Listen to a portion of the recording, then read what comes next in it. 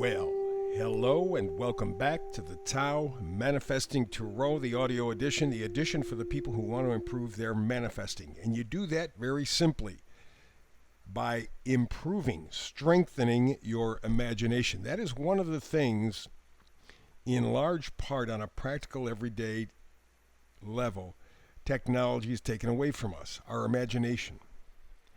Because we are looking at the world largely through a two-dimensional screen.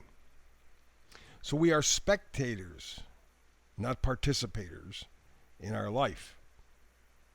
And to give you an idea how that changes, how easily, if you're walking down the street, you're walking in a store, there's a lot of visual stuff going on, but you are in the middle of it. You are participating. With a screen, laptop, desktop, phone, you're not. You're simply observing. It's two-dimensional. And that two-dimensional stuff dulls your imagination. You can see it all around you in life right now. People are not nearly as imaginative as they have been in the past. It is a situation where we have been programmed, dumbed down, if you will, for control purposes. So what you're doing with this reading, this tarot reading, is claiming back your imagination so that you can manifest. And I do that by working to inspire you with every single reading. It's all about you, in a good way. So let's begin. Bottom row, middle card, this is the Oracle card, message in a bottle. So we see here some sort of bird, pelican it looks like, and a bottle in the sea. This is almost an age-old story. Mankind, from the time we started to make bottles, somebody would put a message in a bottle, throw it into a body of water, and who knows where it would land. But somebody eventually would pick it up on a shore far, far away, and there would be this message. So with that image, it's almost like a message from the universe, right? Somebody in a faraway place wrote some sort of a heartfelt, thoughtful message. You pick it up. Fascinating idea. Fascinating. It would be the equivalent of direct messaging today, right? The universe has a specific message for you. Let's take a look. Bottom row, all the way to the left, Ace of Wands, and right next to it, the Ten of Wands. Those two work together. The Ace of Wands says very simply, you need to plug into your life. You need to participate, not just watch it going by. You need enthusiasm. You need, from the universe, that USB port so that you can plug yourself in and start to live a life of some enthusiasm, some joy, some positivity, some courage. That's a big word these days, courage, because there's not a whole lot of it around anymore. I am an American from the United States. And one of our anthems says, home of the brave and the free.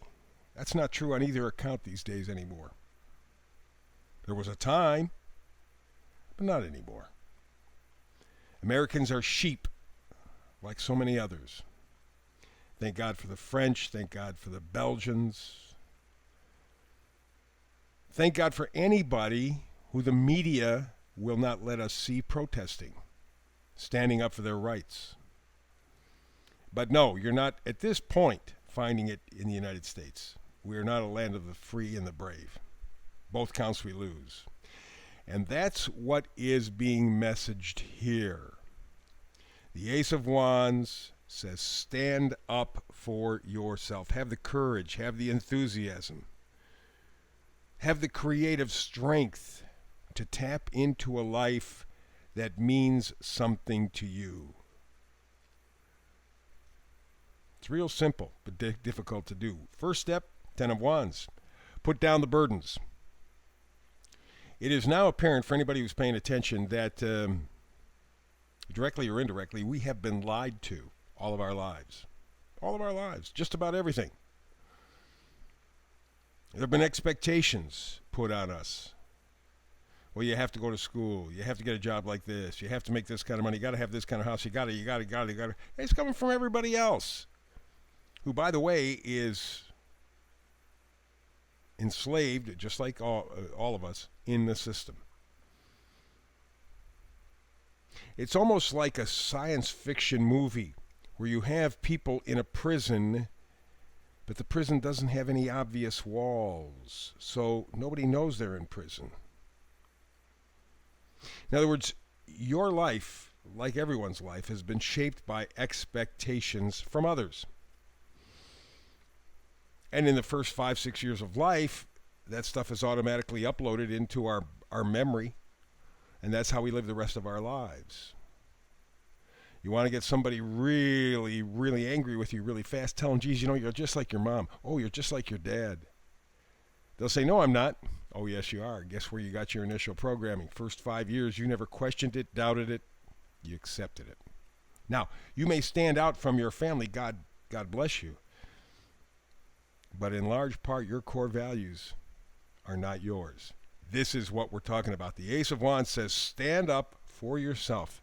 That's the message in a bottle. Stand up for yourself. Be the best representation of you can be on your terms. But to do that, you got to put down your burdens, the stuff that has been dumped on you. And a good way to do it, King of Swords. Swords are thoughts, ideas. The King is an ethical leader. He tries to stay analytical, remain unbiased, tough to do with our core programming. Nevertheless, this is something that you should consider. If you are looking to stand up for a life that means something to you on your terms, you're going to show the courage, you're going to put down the burdens, then you got to change your thinking. Here's where it gets tricky. The Chariot card is you got to change your thinking by feeling. The gut feeling. How many times in your life have you done something and after you did it, you went, damn it, I knew it. I just knew that it was going to turn out this way. I should have stopped. Subconscious mind is very, very, very, very, very powerful. And the gut brain, as they call it, really leads us. That's why, for example, you can be driving in a car. God knows how long they're going to let you drive in cars anymore. But let's just say right now, you're driving in a car, and it's a long trip. And somewhere around the trip, you kind of blank out. You kind of get into hypnotic state. And you get to your destination, you go, how the hell did I get here? I mean, I don't even remember. It's scary. That's your subconscious guiding you. Literally, subconscious is 95% or more of your brain. I've heard people say 99% of your brain. 1 or 2 or 3% is your conscious mind. That's why you cannot text while driving a car, because your conscious mind blocks out the subconscious, and you get yourself in trouble. But you're on the road and you go into that kind of a meditative state, that's where your subconscious takes over and you're doing just fine. It's an amazing power. That's what you have to tap into to be able to have this life that you want. Up top, we go to the High Priestess again, repeating what the Chariot card said. You must tap into your gut. You must trust yourself. Ooh. That's tricky and it's dangerous. Power people do not want you or me or anyone else to trust themselves. They know then it's all over. But that's what the message is. That's what the direct message is. You want a life that you're plugged into, put down the burdens, change your thinking, change the way that you're analyzing your life, and start to feel your way through with the Chariot and the High Priestess. Here's a card that is especially important right now in this situation, strength. It's fortitude. It's compassion. Realize that this is going to take a little while, but realize that you have the ultimate strength to do that. Trust your gut. You can do this. It's not going to be fast, but it's the only way that you have to get your life back to you, maybe for the first time. And to help give you more strength, Queen of Pentacles says you have to get your value system straight. You do not buy their values. Very often, you hear people talk about, well, the economy is this. We're going to go to gold and silver. We'll go to crypto. They've set all that up. And ultimately, they're going to set up the values for crypto, for gold, for silver. It's a game. You're playing the game. You're still on their board, playing Monopoly their way. You need to think out of the box. You have the strength to do it. But do you have the enthusiasm? Well, if you have a good set of values that are really valuable, like friendship, happiness, love, joy in your life, health even, have the things that are really valuable. Hang on to them. And the Page of Wands, that always changes. All pages change the storyline. The Page of Wands says you will, if you make the effort, you will get to this happier place. It's not going to be perfect, not going to be easy, but you can get there. And the final card up top in the middle, vice versa card, is the Seven of Swords. Remember, swords are thoughts, ideas. And here we see, as usual, the Seven of Swords, somebody grabbing 5 of them and walking away. Some sort of a deal going on behind him. He's looking and he's stealthy, he's quiet.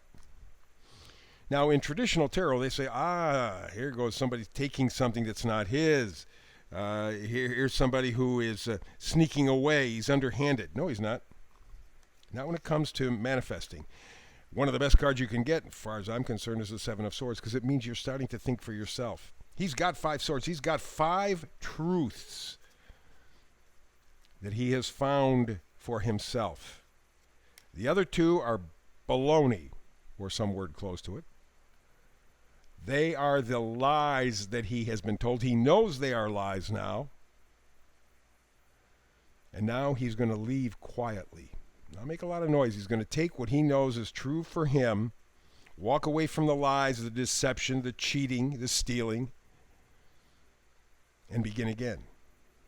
He's not going to make a big deal about it, because he knows that the forces that he's walking away from are powerful and will do anything they can, anytime they can, to put him in place. So why make noise? Take what you know is true for you and leave. The message in the bottle is very clear. It's a direct messaging from the universe. Stand up for yourself. Grab for that life of joy, of happiness, of possibility, enthusiasm. Put down the burdens you've been told. Change your thinking. Start to feel your way through your life.